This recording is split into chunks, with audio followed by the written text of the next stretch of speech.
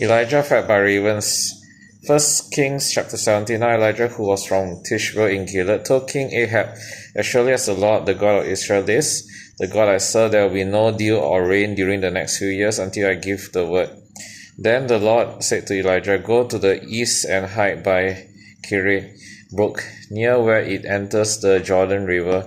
Drink from the brook and eat what the ravens bring you, for I have commanded them to bring you food." So Elijah did as the Lord told him and camped beside Kerith brook, east of the Jordan. The ravens brought him bread and meat each morning and evening, and he drank from the brook.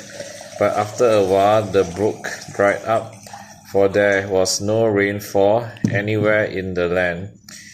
The widow at Zarephath. Then the Lord said to Elijah, "Go and live in the village of Zarephath, near the city of Sidon. I have instructed a widow there to feed you." So he went to Zarephath. As he arrived at the gates of the village, he saw a widow gathering sticks, and he asked her, "Would you please bring me a little water in a cup?" As she was going to get it, he called to her, "Bring me a bite of bread too." But she said, "I swear by the Lord your God that I don't have a single piece of bread in the house, and I have only a handful of flour left in the jar and a little cooking oil at the bottom of the jar. I was just gathering a few sticks to cook this last meal, and then my son and I would die." But Elijah said to her, "Don't be afraid. Go ahead and do just what you said, but make a little bread for me first.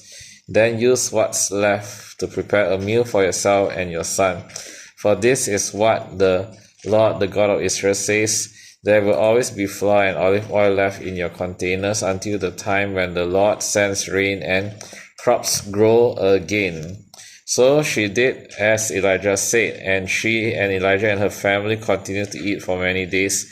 There was always enough flour and olive oil left in the containers, just as the Lord had promised through Elijah. Sometime later, the woman's son became sick.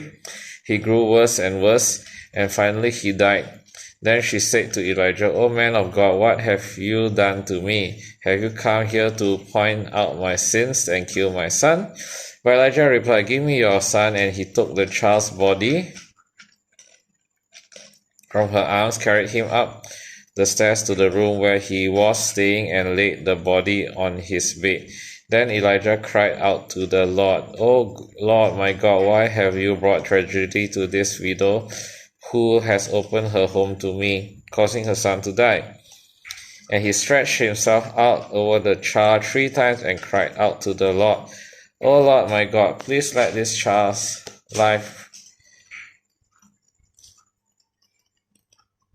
let this child's life return to him." The Lord heard Elijah's prayer, and the life of the child returned, and he revived. Then Elijah brought him down from the upper room and gave him to his mother. "Look," he said, "your son is alive." And the woman told Elijah, "Now I know for sure that you are a man of God, and that the Lord truly speaks through you." It's the word of God.